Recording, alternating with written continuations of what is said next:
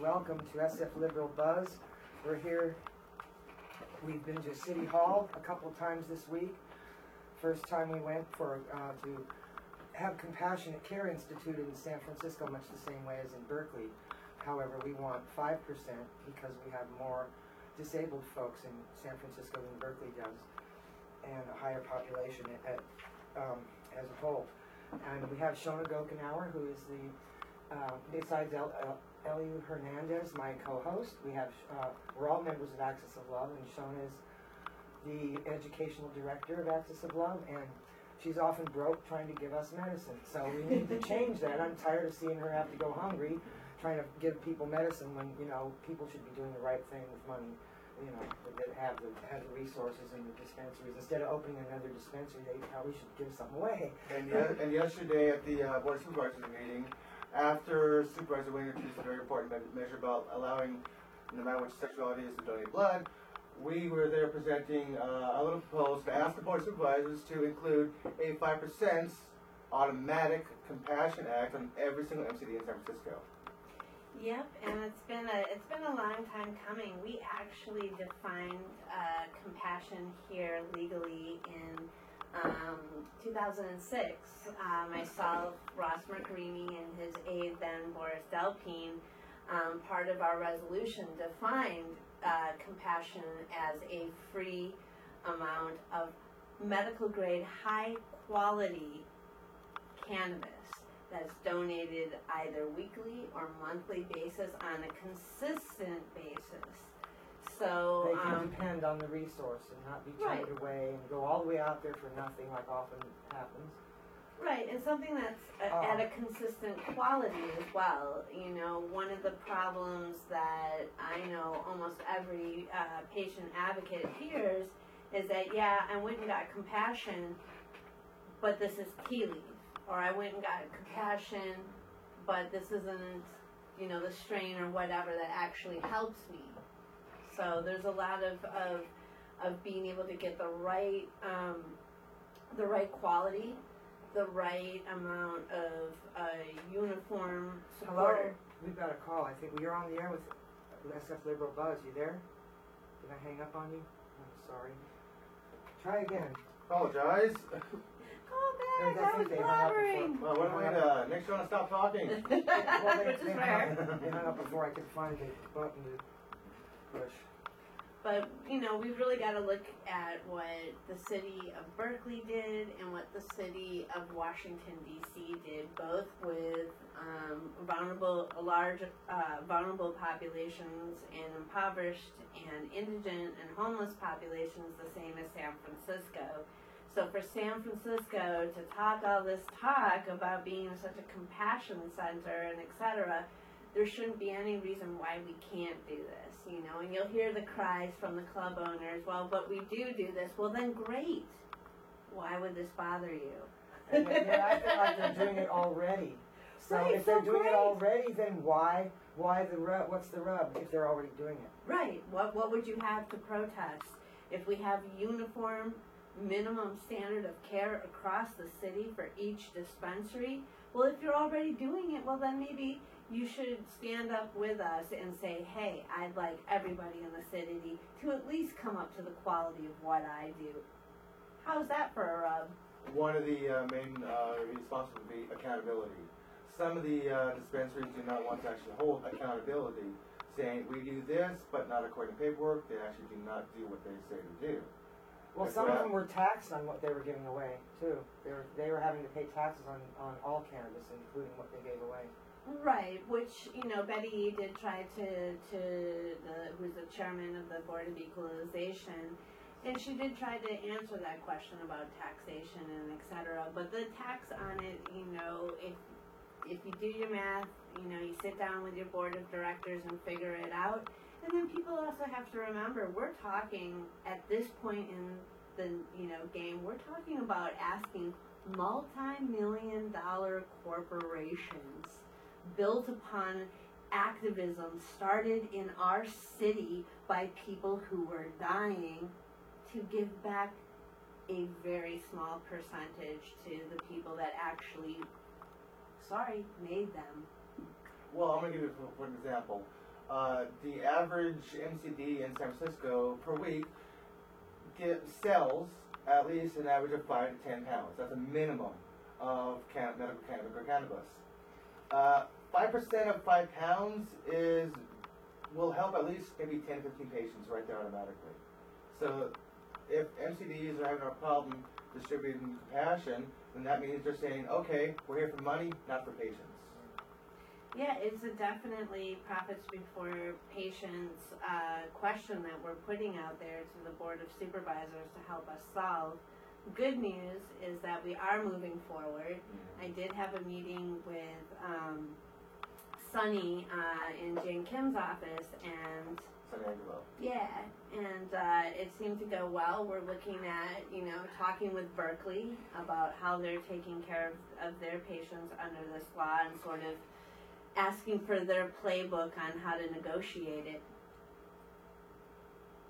Of course, you got to remember that you want to bring back the measure about 2007 about Supervisor Dan Loss-Markarimi about how he helped the cannabis community. Well, what actually happened was that Axis of Love kind of bit Ross's ankle for, a good year or so about, thank you for passing something for the businesses.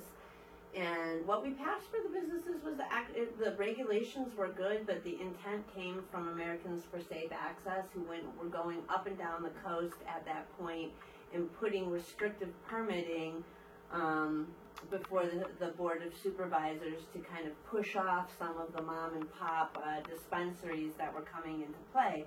So we got this great set of regulations for the businesses. We shut down with that regulations, unfortunately, about 22 clubs.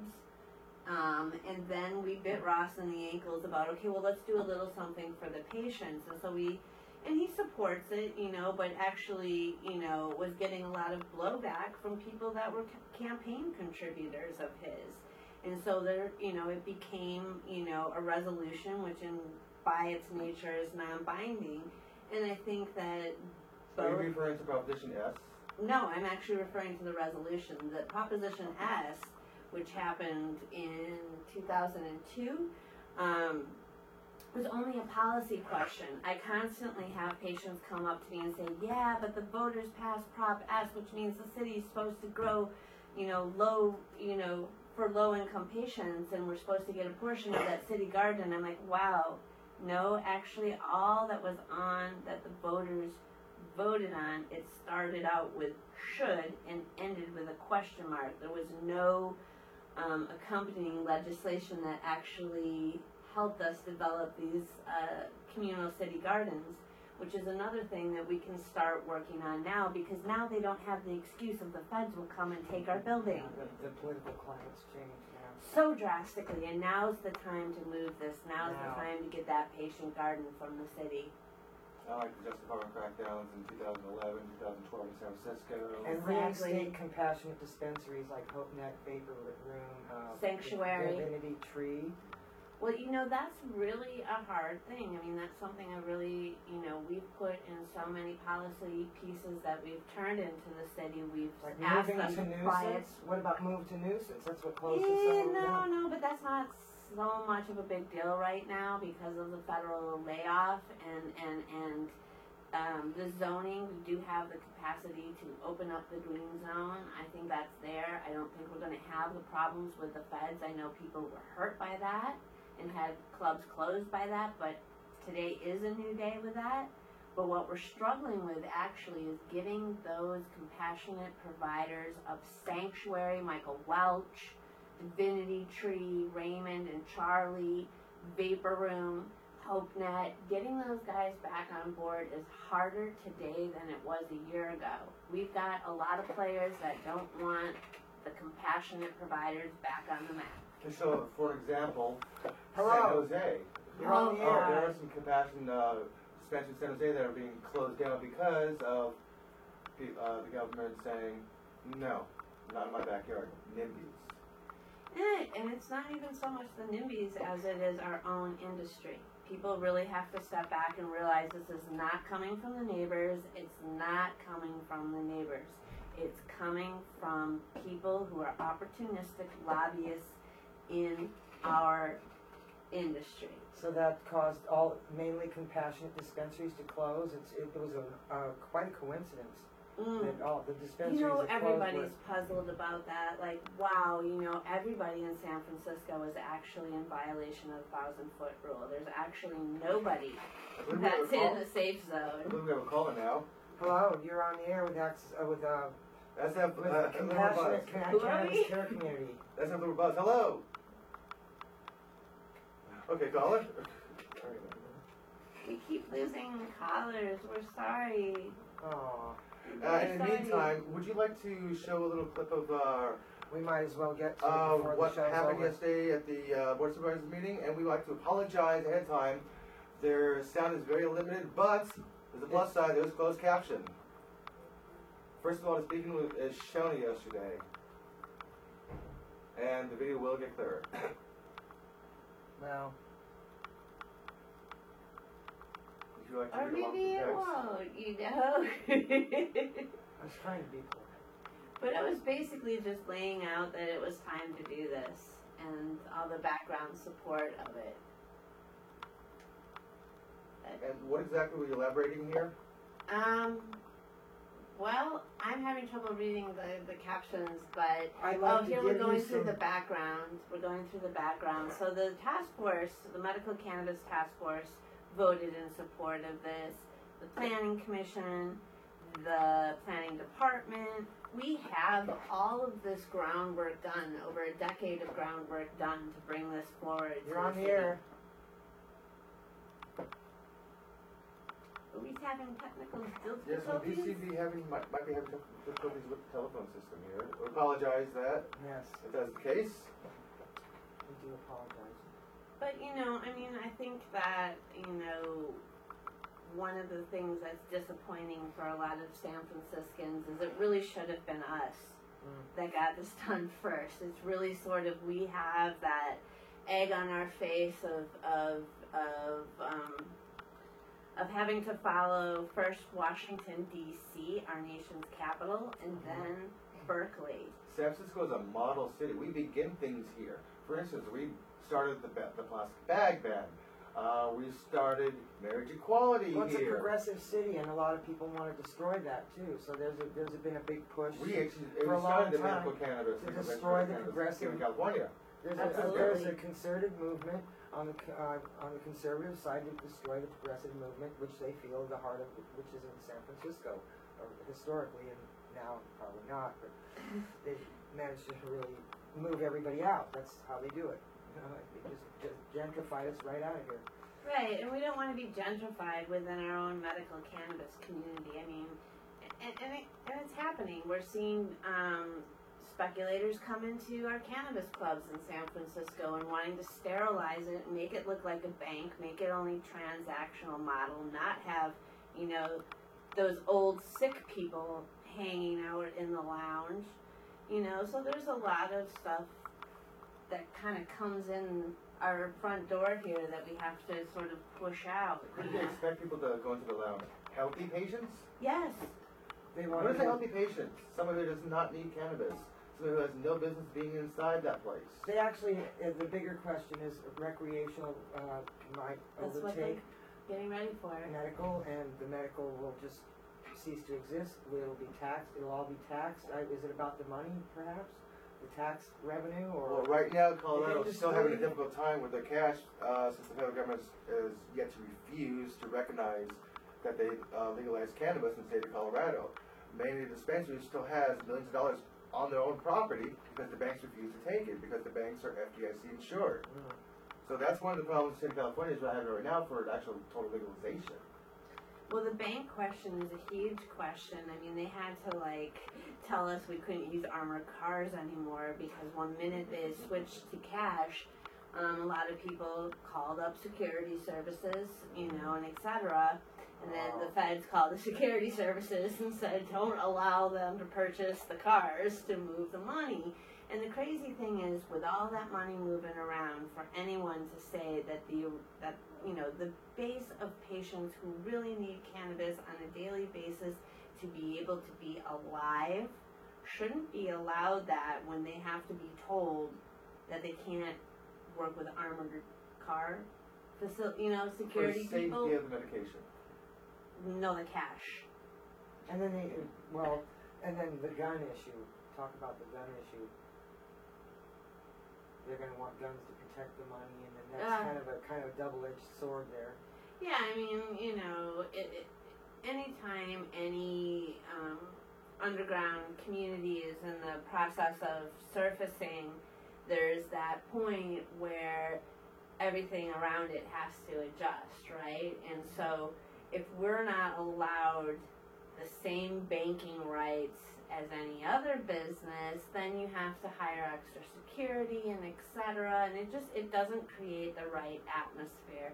And it's actually one of the reasons I think that the federal government is moving ahead with this, is that they've realized that there is that much money moving around. We want to take a portion of it, and not having it legalized is going to cause public safety issues, which, that's a long time coming, And did you realize that the federal government has actually announced a decline in illegal marijuana coming in from Mexico? The state of Colorado and Washington has actually legalized it. It has been a decrease, which means the cartel is going broke. Well, they've given up on it. They don't make money. Yeah, they're not making any money on it. The whole entire government should take Uruguay's for example. They had a difficult time realizing, okay, how do we make it so cheap and affordable, but yet people can't sell it? We'll make it $1 a gram. The equivalent of US $1 for 1 gram. Now, in order for someone to actually make profit on that, they have to sell it $2 for a gram, and that's not very much profit. Nobody in their right mind who's reselling any drugs or anything like this is not going to go for $1 profit. Anybody reselling any kind of item is going to actually go for a higher profit for themselves. So, Sherman, do you want to go beyond? Model. Oh, that's a good idea. Do you want to go to take it to the state level and make uniform care on the state level? Actually, last night I was up till really early in the morning, condensing about 10 pages of suggested policy changes of the bill that's being proposed. And everybody's got to watch that bill. It's 1262. And inside of my suggestions was a uniform minimum standard of care across the state. We have the state of Maryland, who did a wonderful piece where they have their dispensary model and they also have their community center model. Wonder who they borrowed that from. But they got it, So we actually have some people to follow behind here. We have some people to bow down to and say thank you for having the political will to do the right thing. State of Maryland, City of Washington, D.C., City of Berkeley. Hopefully our city can get there and get past our own oversaturated with politics cannabis industry. I mean, we've got some of the best lobbyists in the cannabis industry are some of the top ranking lobbyists in City Hall. So, if they're being paid by the dispensaries who may not want a uniform standard of care, even though it makes practical sense to them, they're just having a knee-jerk reaction right now if they're all doing this. It does sound financially secure for their long-term investment goals. Exactly. It's not something that... Good point. It's something that makes complete and utter business sense. And that's the thing that I always am amazed with. It's like, this makes sense business-wise, and this makes sense humanitarian-wise for the entire industry not to step into that place and say uniform, compassionate care benefits everyone. If there is a philanthropist who disagrees with this statement, please let us know. Right? Yes, actually, Jesus said, don't you know that if we feed all these people, they're just going to become dependent and follow us around and always want to be fed? It sounds like a certain political party. Right? Well, we want to apologize once again for the phone system not working correctly. Yes. And I want to thank Shona for Guggenheim for being our guest this evening. Yes, we didn't get to Twitter today, but you can follow us on our Twitter, at Denise Story or at LUH2001 right there. And we'd love to give you a follow back as well. And we have some announcements for everyone tonight. Yes, please adopt a shelter pet. They're waiting for you. Dog, cat, bird, turtle, they need you. Please, please adopt one today if you can, or whenever you can. And there's also a great need for people to shop the Mission and Tenderloin family stores, they're struggling, and a lot of their people that shop there have been evicted. So we have to support them. We're just hanging on to this city by the skin of our teeth. And there's also there's actually 2 more minutes left. Do we have any announcements for the cannabis community? Are there any? Actually, I do have one. If you happen to be walking down the street and you see a copy of the new SF Weekly, don't buy. Please pick one up and spread it and share the word, because there's a great article in here called Charity Case, what we're talking about with the 5% compassion care. And if anybody is unaware, there is a new development going on happening in the Tenderloin. If you go to SFIST, you will be able to find a fecal map. Yes, I said that correctly. A Fecal map? Yes, a fecal map. Yes, there is a fecal map on SFIST locating where the problem spots of people who are having a hard time urinating in public, defecating in public. So the city has decided to put up mobile restrooms. 3 to 4 different locations, throughout the Tenderloin and the Soma, because according to the map, the Tenderloin and Soma is the highest concentration of lack of restrooms, and where people who need restrooms end up going on the sidewalk. And this is supposed to eliminate 80% of urinating in public, ticket citations, a great health concern. It's a great deal. Yeah, that's wonderful. We're catching up with the Romans. And buy a street sheet. And public restrooms. Catching Here up with we the go, Romans. coming into the what century? 4th. Oh, you know what I'm saying? I mean, and we've had plumbing for how many centuries? yeah, I mean, to not have public restrooms, I think the Romans figured it out before, BC. If you give people public restrooms, they use them, and then you don't step in